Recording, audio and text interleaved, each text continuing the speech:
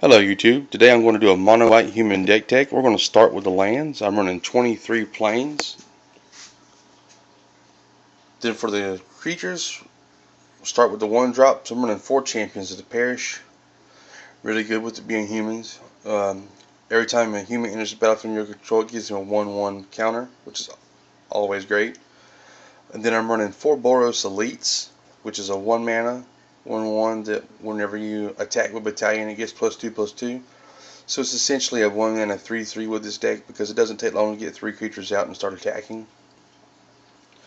Moving on to 2 drops, I'm running 2 Thalia.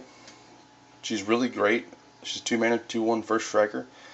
It makes non-creature spells cost 1 colorless more, which is real good because Supreme Verdict really hurts this deck. With board wipe kind of slows it down a lot, and she gives you an extra turn before they can cast it unless they're mana ramping, which is always a good thing. I'm also running 3 Imposing Sovereigns as a 2-drop. She makes all creatures your opponents control come into play tapped, which is a good thing. Like Smiters are pretty rough to get over. They're 3 mana 4/4. Doesn't take long for them to get out. You also have the Battle Ogre, which pumps your opponent's creatures when they drop them. It gives them a 2/0 pump. Which with Young Pyromancer being out, if they cast an instant or sorcery, that's a 3/1 haster every turn, not to mention they're playing token creation, so it gets kind of rough. So she makes it to where they don't get the added bonus to attack you that turn. For the last 2 drop, I'm running 3 Precinct Captains. They're really good. They're 2/2 first striker for 2 mana is not bad to begin with.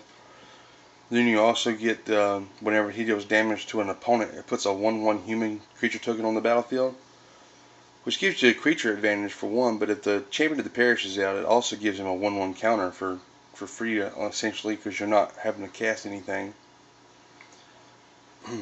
Moving on to the 3 drops. I'm running 3 Fiendslayer Paladins, 3 mana, 2/2, first strike and lifelink. And he also has hexproof for black and red spells, so they can't target him, which is really good. I'm also running 3 Silverblade Paladins. He's a 3 mana 2/2 with Soulbound that gives them both double strike, which is really good, especially if you can Soulbound to the Fiendslayer Paladin. It's really good. Then the last of my 3 drops is going to be Mentor of the Meek. The reason I put him in here is simply for the card draw. Late game, he's really nice. Remember, you get a creature.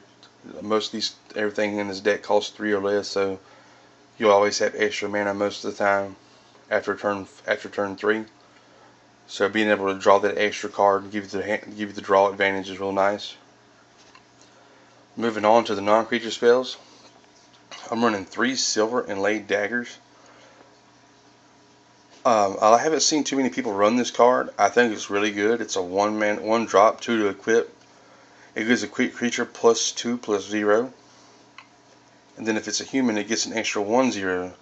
And with there being a pretty good bit of first strikers in this deck, it makes it pretty good, because essentially this is going to be a 5/2 or a 5/1 first striker that, that's pretty hard to get over. I'm also running 3 Fates Shields. For 1 mana, it gives target permanent you control protection from a color of your choice. Fate's Hour, it'll give it to all permanents you control.